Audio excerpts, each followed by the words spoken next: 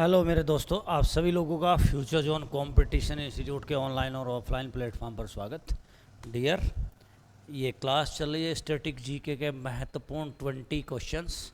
अगर आप इन क्वेश्चंस को अच्छे से रोज़ एवरीडे करते हैं तो आपका जीएस में, मैंने आप लोगों को पहले भी बताया है कि 25 से 28 या 30 तक का आप लोग क्वेश्चन कर सकते हैं, लेकिन आपको इसको अच्छे से समझना होगा, अपनी कॉपी में नोट करना होगा।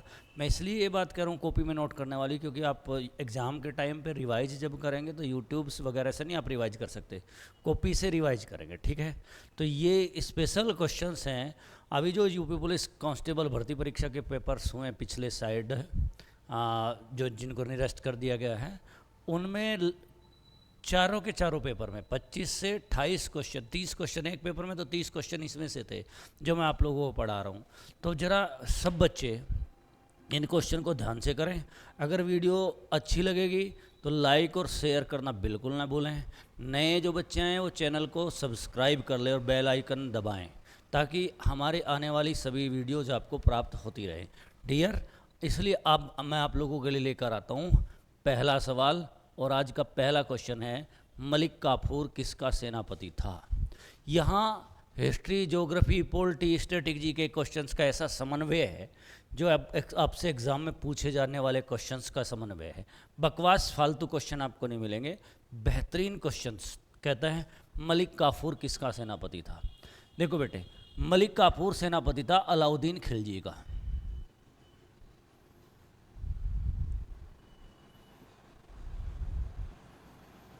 अलाउद्दीन खिलजी का सेनापति था मलिक काफूर। किसका सेनापति था? अलाउद्दीन खिलजी का। अलाउद्दीन खिलजी ने इसको दक्षिण भारत में भेजा था। किसको? मलिक काफूर को। आपसे कोई पूछे कि बताइए दक्षिण भारत पर विजय प्राप्त करने वाला पहला राजा कौन हुआ है, सुल्तान कौन हुआ है, तो अलाउद्दीन खिलजी हुआ है। ये अलाउद्दीन खिलजी ने विजय प्राप्त नहीं की थी, ये की थी मलिक काफूर ने।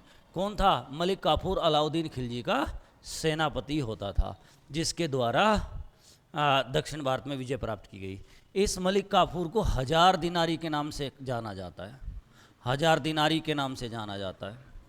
एक्चुअली में क्या था कि मलिक काफूर जब गुजरात पर विजय प्राप्त करने के लिए अलाउद्दीन खिलजी की सेना गई हुई थी, तब मलिक काफूर को 1000 दिनार में खरीदा गया था। तो इसलिए इसको किस नाम से भी जाना जाता है? गुलाम था अलाउद्दीन खिलजी का, इसलिए इसको आप 1000 दिनारी के नाम से भी जाना जाता है। अगला सवाल, ऋग्वेद में किसे पुरंदर के नाम से जाना जाता है? आपकी स्क्रीन पर क्वेश्चन आया, कहता है ऋग्वेद में किसे पुरंदर के नाम से जाना जाता है। ऋग्वेद में किसे पुरंदर के नाम से जाना जाता है? बच्चों, वे तो मैं आंसर दूंगा ही, लेकिन एक शब्द यहाँ प्रयोग हुआ।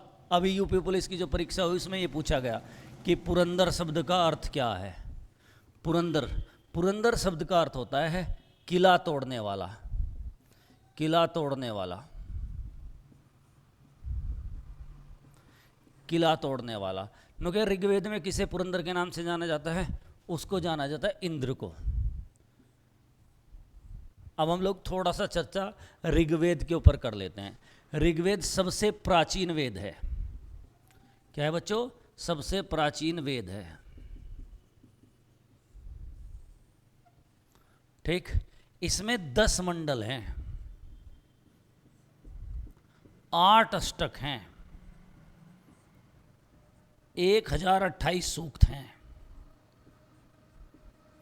और जो मोस्ट इंपॉर्टेंट, तीसरे मंडल से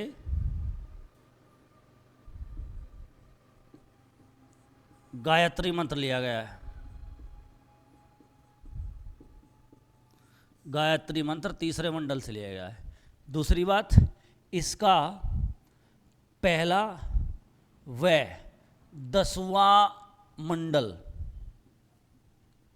सबसे नवीन है। पहला व 10वां मंडल सबसे नवीन है। दूसरा व 7वां मंडल सबसे प्राचीन है। यानी कि पहले का और 10वें का तो सबसे बाद में निर्माण हुआ, और दूसरे 7वें मंडल का सबसे पहले निर्माण हो चुका था। क्लियर होगी बात बेटे। अगला क्वेश्चन आपके साथ कहता है कांग्रेस के प्रथम मुस्लिम अध्यक्ष कौन बने। कांग्रेस के प्रथम मुस्लिम अध्यक्ष कौन बने। डियर, कांग्रेस के जो पहले अध्यक्ष थे, सबसे पहले मैं बताता हूं कांग्रेस की स्थापना 1885 में हुई थी।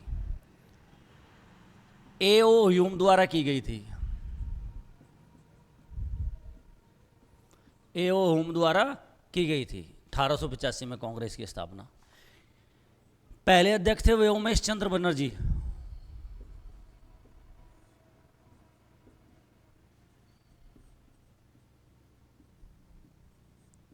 कौन थे मेरे बच्चों। पहले अध्यक्ष थे वे उमेश चंद्र बनर्जी। इसकी स्थापना उस समय वायसराय होते थे लॉर्ड डफरिन। लॉर्ड डफरिन के काल में इसकी स्थापना हुई। कई बार पूछ लेता, बताइए भारतीय राष्ट्रीय कांग्रेस की स्थापना किसके काल में हुई, तो आपको बताना मेरे बच्चों किसके काल में हुई। लॉर्ड डफरिन के काल में हुई। अब आता है कि बताइए कांग्रेस के पहले मुस्लिम अध्यक्ष कौन थे, तो उनका नाम था बदरुद्दीन तैयब जी।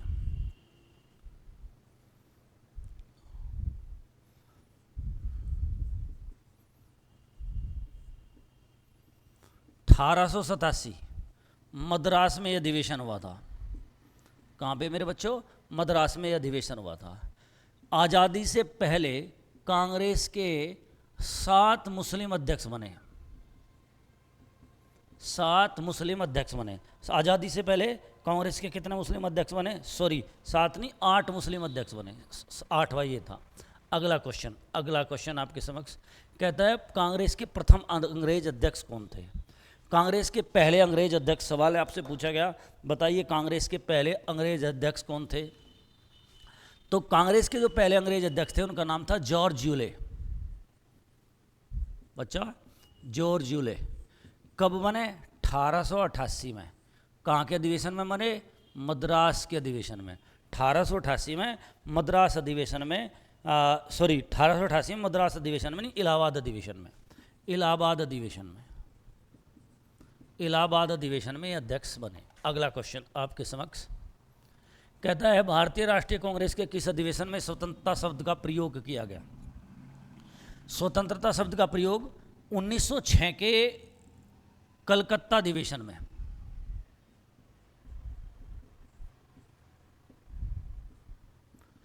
और इस अधिवेशन की अध्यक्षता दादा भाई नेहरू ने की थी।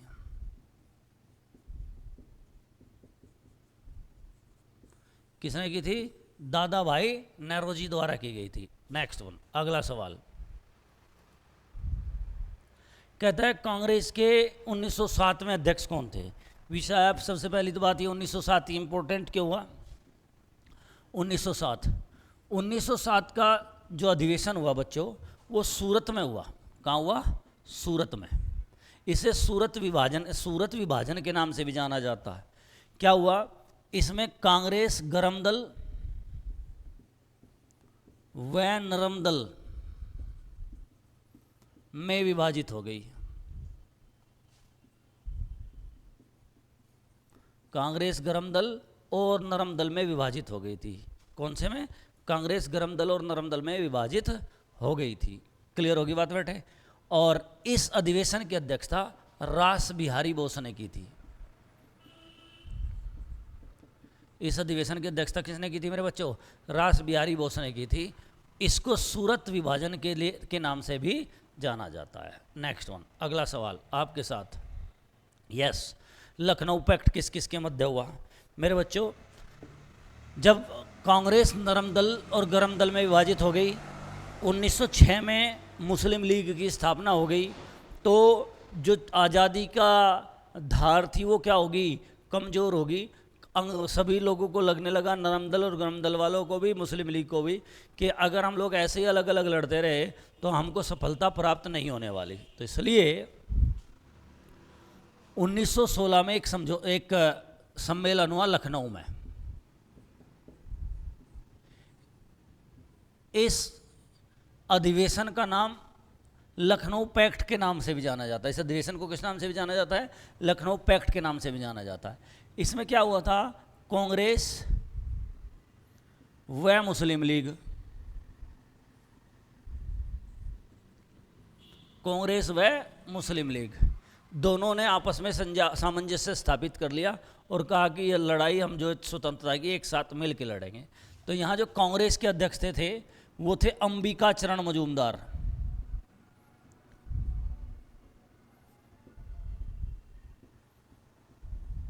और जो मुस्लिम लीग के थे वो थे मोहम्मद अली जिन्ना। इन दोनों के बीच में विवाद समाप्त। नेक्स्ट वन, अगला सवाल कहता है किस देश का राष्ट्रपति 1 वर्ष के लिए चुना जाता है? तो मेरे बच्चों, स्विट्जरलैंड का राष्ट्रपति 1 वर्ष के लिए चुना जाता है। अगला सवाल, नेक्स्ट मोस्ट इंपॉर्टेंट क्वेश्चन मैं आप लोगों को पढ़ा रहा हूँ, ये आपके एग्जाम में आने वाले, कोशिश करो इनको लर्न करने की। सवाल आता है, कहता है कि भारतीय इतिहास में अब तक कुल कितने विक्रमादित्य हुए हैं? बच्चों, भारतीय इतिहास में अब तक कुल 14 विक्रमादित्य हुए हैं। 14 विक्रमादित्य हुए हैं। नेक्स्ट वन, अगला क्वेश्चन कहता है हिंदुस्तान शिपयार्ड कहाँ है? हिंदुस्तान शिपयार्ड कहाँ है? तो हिंदुस्तान शिपयार्ड विशाखापट्टनम में।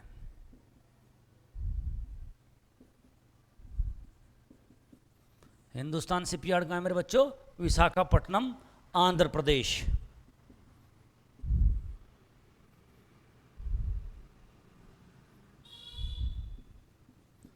आज का सवाल आपके साथ कि बताइए मंझगांव शिपयार्ड कहाँ है? तो आपको इस सवाल का जवाब कमेंट में देना है। मंझगांव शिपयार्ड कहाँ स्थित है? नेक्स्ट वन कहता है कोको कोला में गैस के बुलबुले किस कारण ऊपर उठते हैं? सवाल आया कोको कोला में गैस के बुलबुले किस कारण ऊपर उठते हैं? तो मेरे बच्चों, एक कार्बन डाइऑक्साइड के कारण उठते हैं।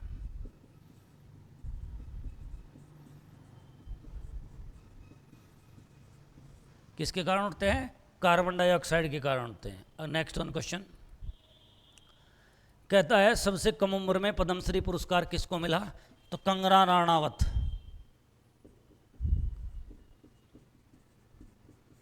कंगना राणावत को सबसे पहले मिला। नेक्स्ट कहता है शेरशाह सूरी का वास्तविक नाम क्या था?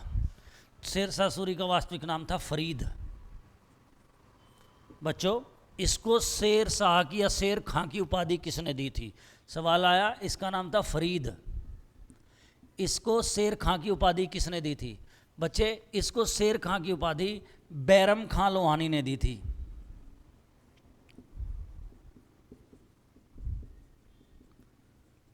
जो बिहार में शासन करता था।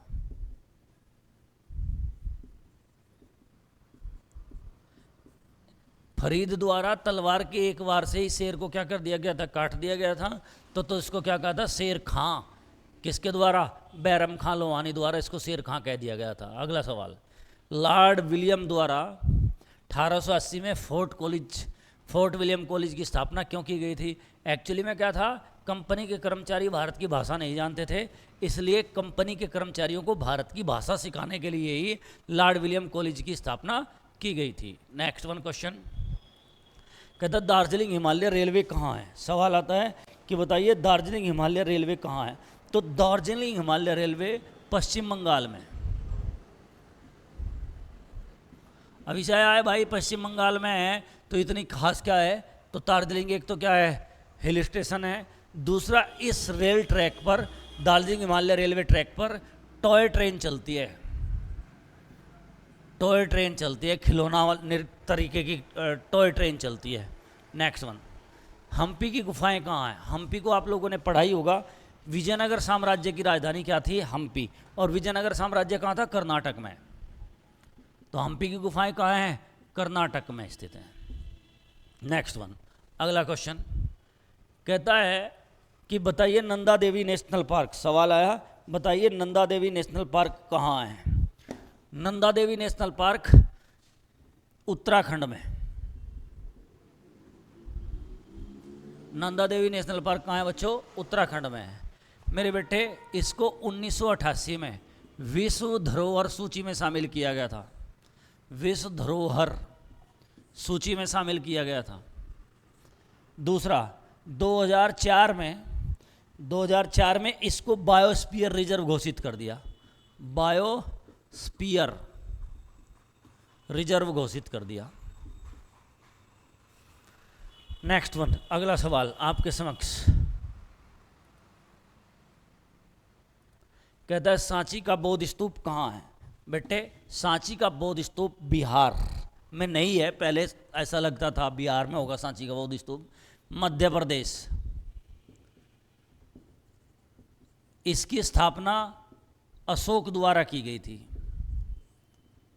अशोक द्वारा। आपसे पूछे कि स्तूप क्या है, बुद्ध के शरीर के अवशेष जिनको 8 स्थानों पर दबा दिया गया था, तो वे हैं स्तूप। वहाँ पर क्या निर्मित हैं, स्तूप। तो इस सांची का बौद्ध स्तूप है। अगला सवाल कहता है सर्वप्रथम पृथ्वी को किसने मापा। तो सर्वप्रथम पृथ्वी को इरेस्टोस्थनीज द्वारा मापा गया।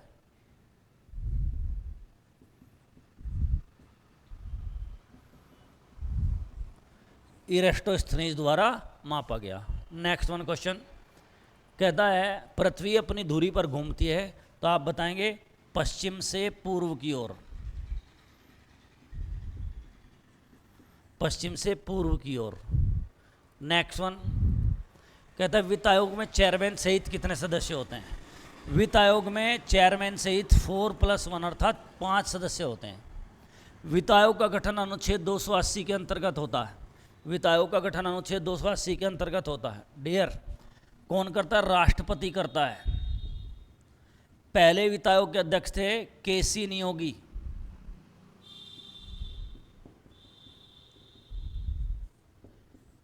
वर्तमान में 15वां वित्त आयोग कार्य कर रहा है।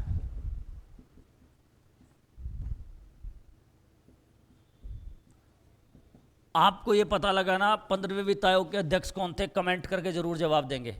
15वें वित्त आयोग के अध्यक्ष कौन है। और आज का अंतिम प्रश्न कहता है योग दर्शन किसने दिया।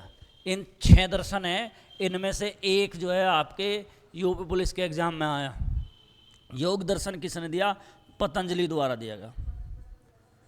डियर ये आज का आपके टॉप 20 क्वेश्चंस मैंने आप लोगों को पढ़ाए। आशा करता हूँ क्लास आप लोगों की समझ में आई होगी। इनको आप सब लोग बच्चे क्या करेंगे, लर्न कर लेंगे और अपनी कॉपी में नोट कर लेंगे, ताकि आप जब एग्ज़ाम हो तो उस कॉपी को पढ़े। वीडियो के माध्यम से सब चीज़ें नहीं पढ़ी जा सकती, तो इसलिए कॉपी से आप लोगों को पढ़ना है, कॉपी में इन चीज़ों को नोट करना है। धन्यवाद। वीडियो अच्छी लगी तो लाइक और शेयर करना बिल्कुल ना भूले। Thank you.